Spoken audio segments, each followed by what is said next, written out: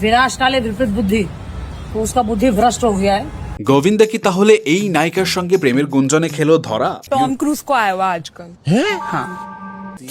ওদিকে মাল্লিকার উপর ক্র্যাশ খেয়েছে টম ক্রুজ, ঘটনা কি? এছাড়াও শুটিং করতে গিয়ে প্রাণে বেঁচে গেল শাহনাজ গিল, কেন ওয়ামিকা গাব্বির নিউ লুক নিয়ে হচ্ছে হাসাহাসি, এন্ড সমুদ্র তীরে মিথিলার উত্তাপ। বলিউড ও বাংলাদেশের কিছু লেটেস্ট এন্ড ফানি মোমেন্টস নিয়ে থাকছে আজকের গসিপ। সো শুরু করি। ওয়েল, তো প্রথমে আসি গোবিন্দার কাছে। রিসেন্টলি কোমল রানী সোয়ারাঙ্কারের সঙ্গে তাকে একসাথে ভ্রমণ করতে দেখা যাওয়ার পর থেকেই সোশ্যাল মিডিয়াতে আবার শুরু হয়েছে তুমুল গসিপ। কারণ এই কোমলের নামটা কিন্তু একেবারেই নতুন না। কিছুদিন আগেই গোবিন্দার ওয়াইফ সুনিতা আহুজার এক পডকাস্টের মন্তব্য ঘিরেই এই নামটা সামনে এসেছিল। এবার সেই একই মেয়ের সঙ্গে গোবিন্দাকে একসাথে দেখা যেতেই ইন্ডিয়ান মিডিয়াতে তো আবার গরম কাহিনী। অফিসিয়াল কনফার্মেশন নেই, কিন্তু এই কোইন্সিডেন্সটা যে গসিপের আগুনে আবার ঘি ঢেলে দিয়েছে সেটা বলাই যায়। এদিকে মল্লিকা শেরওয়াত তো টম ক্রুজকে ঘিরে এমন এক মন্তব্য করলো যেটাও কিন্তু ইন্টারেস্টিং। একটা রিয়েলিটি শোতে তাকে জিজ্ঞাসা করা হয়, কখনো কারো উপর ক্রাশ খেয়েছেন? মল্লিকাও জানায় না, উল্টো সবাই তার উপর ক্রাশ খায়। অ্যান্ড ইদানিং নাকি টম ক্রুজও তার উপর ক্রাশ খেয়েছে।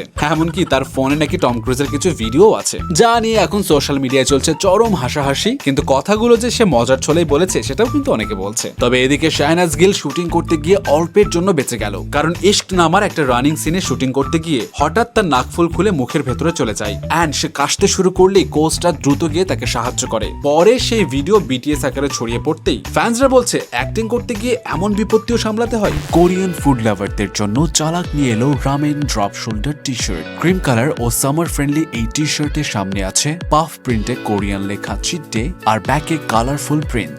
ইউনিক এই প্রোডাক্টটি পেতে ভিজিট করুন www.chalak.com।